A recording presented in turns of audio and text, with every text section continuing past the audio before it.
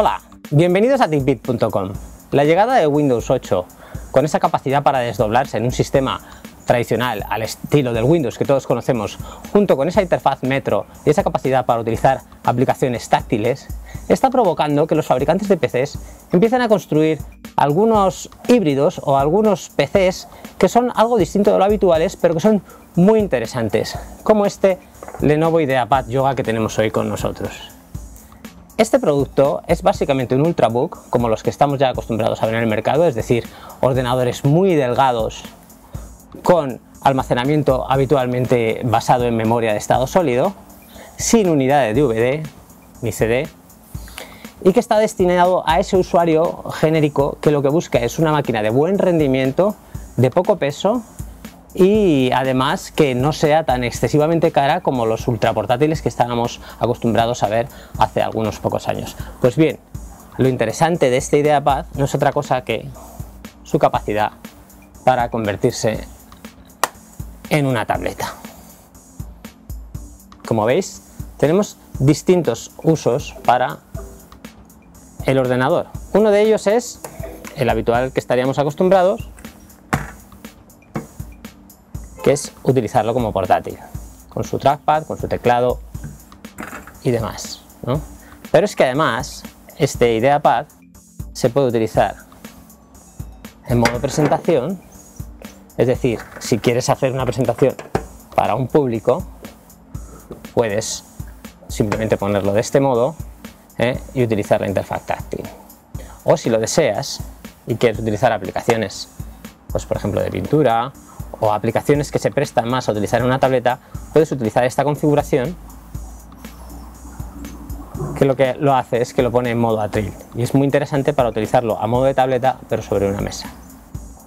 Por último, por supuesto, plegándolo del todo, puedes utilizarlo como una tableta pero que está más bien destinada no tanto a sujetar en las manos, porque el 1,5 kg que pesa el ordenador pues no lo hace muy propenso a esto, sino quizá para utilizar sobre las rodillas.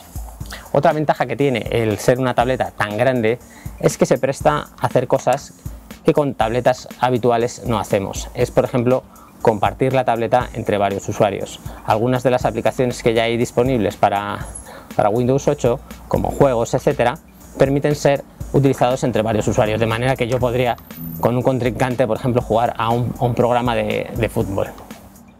Pues bien, este es el concepto básicamente del IdeaPad Yoga, y lo que tiene sobre todo interesante es que es básicamente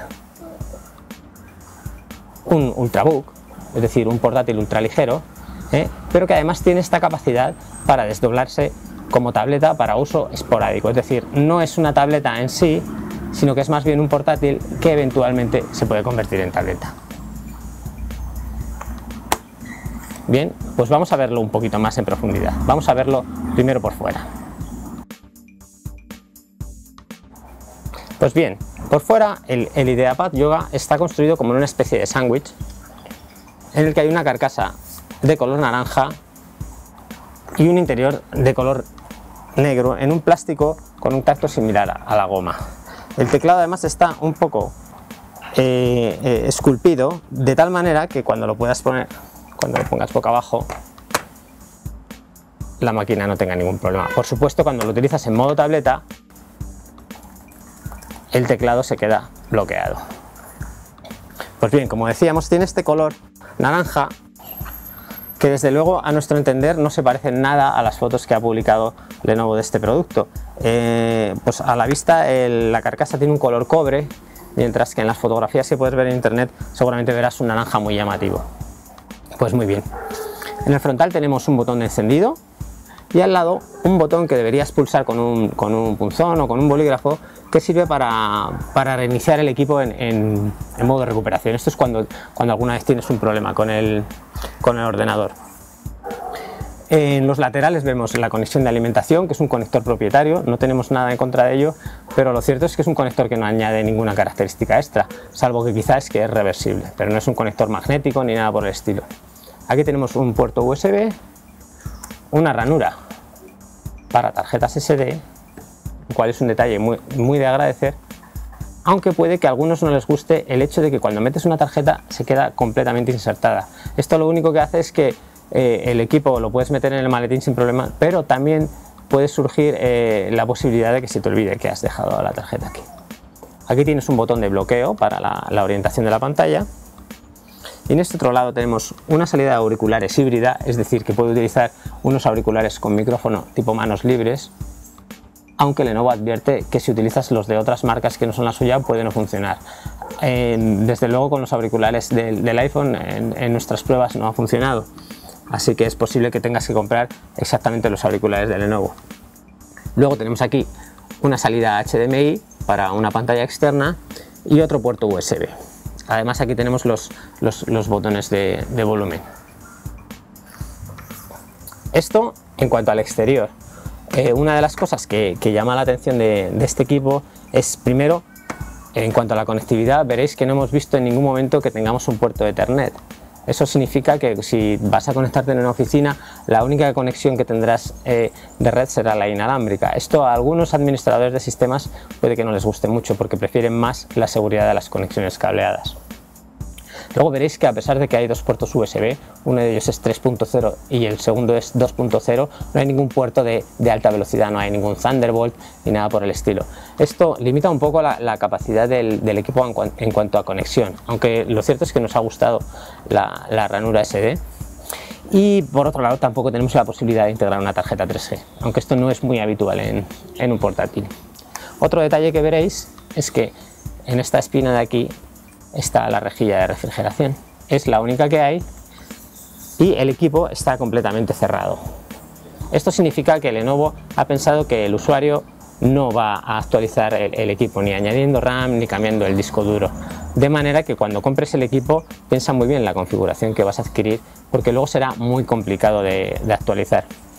En las especificaciones que hemos visto en internet del equipo lleva solamente una ranura para memoria, lo que significa que si compras el equipo con 4 GB puedes actualizarlo quizá en el futuro si te atreves a abrir estos tornillos con un DIMM de 8 GB, pero ahora mismo si quisieras actualizarlo a 16 GB tendrías que pagar pues los cerca de 300 € que cuesta un DIMM de esta capacidad.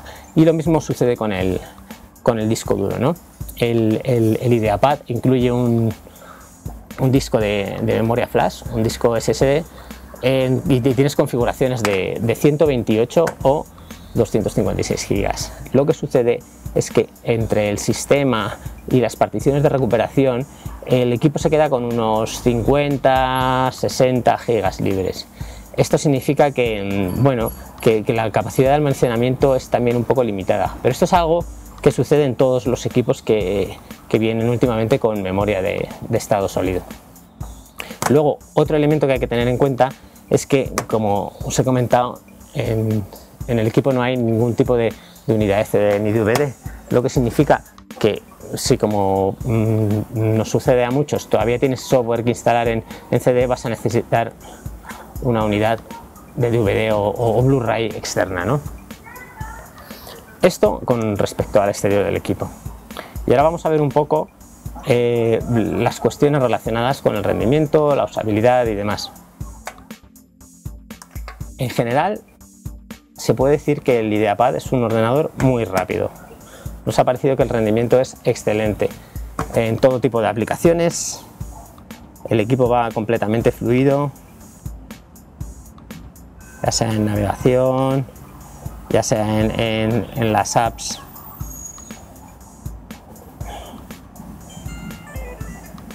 En todo hemos visto que el ordenador tiene un rendimiento muy bueno.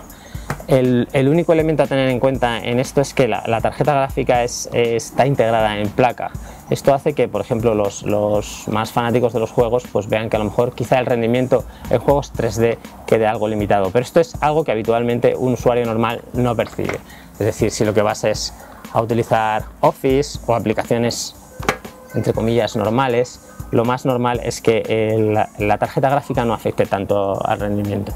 En cualquier caso, nos ha parecido que el rendimiento es muy bueno en el equipo.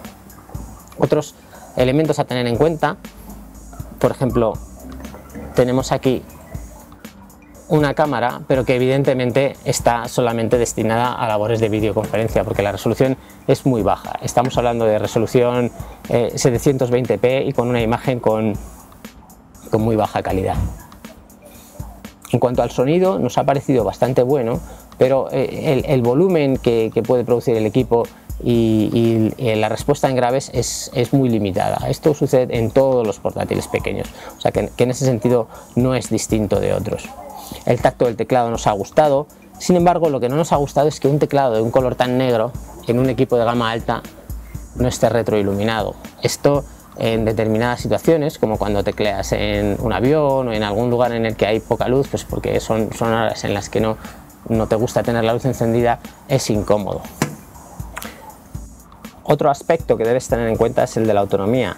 En nuestras pruebas hemos podido comprobar que el equipo pues es capaz de estar funcionando con un uso más o menos intensivo alrededor de 5 horas. Aunque las especificaciones técnicas hablan de una autonomía algo mayor, estos han sido nuestros resultados en nuestras pruebas. No nos ha parecido raro para un portátil de estas características, pero no es desde luego uno de los portátiles que más autonomía tiene, y mucho menos, por ejemplo, que el que encontrarías en una tableta, en la que evidentemente el procesador y todo el resto del equipo están optimizados para conseguir una mayor autonomía. Pues bien, este es el IdeaPad Yoga. Ya veis, en modo atril, modo tableta. Pues bien, ¿cuál es nuestra conclusión con respecto al equipo? Pues lo cierto es que si tienes en cuenta que el precio son unos 1.300 euros, es decir, que es unos 300 euros más caro que un Ultrabook de estas características más o menos, es decir, con el mismo procesador Core i5 a 1,7 GHz, con la misma capacidad de memoria RAM, disco duro, etcétera, pues nuestra conclusión es que es muy interesante, porque por unos 300 euros más tienes una pantalla de bastante más resolución de la que tendrías en un Ultrabook de 13 pulgadas. Estamos hablando de que esta pantalla es de 1600 puntos, cuando lo habitual en un Ultrabook de 13 pulgadas estamos hablando de unos 1300 puntos. Estamos hablando de una pantalla además con tecnología LED IPS de muchísimo brillo y de muchísima calidad. Es una pantalla muy similar a la que encontrarías, por ejemplo, en un iPad, y es una pantalla además multitáctil con 10 puntos de capacidad táctil. Es decir, que tienes todas las capacidades de una tableta gigante de 13 pulgadas, desde luego mucho más pesada de lo que estarías acostumbrado en una tableta normal, pero además tienes un Ultrabook de plenas capacidades. Esto significa que, pues bueno, si estás dispuesto a pagar esos 300 euros más que cuesta este IdeaPad con respecto a lo que costaría un Ultrabook similar, pues la verdad es que es una apuesta muy interesante por este carácter híbrido que tiene, ¿no? El poderlo utilizar también como tableta.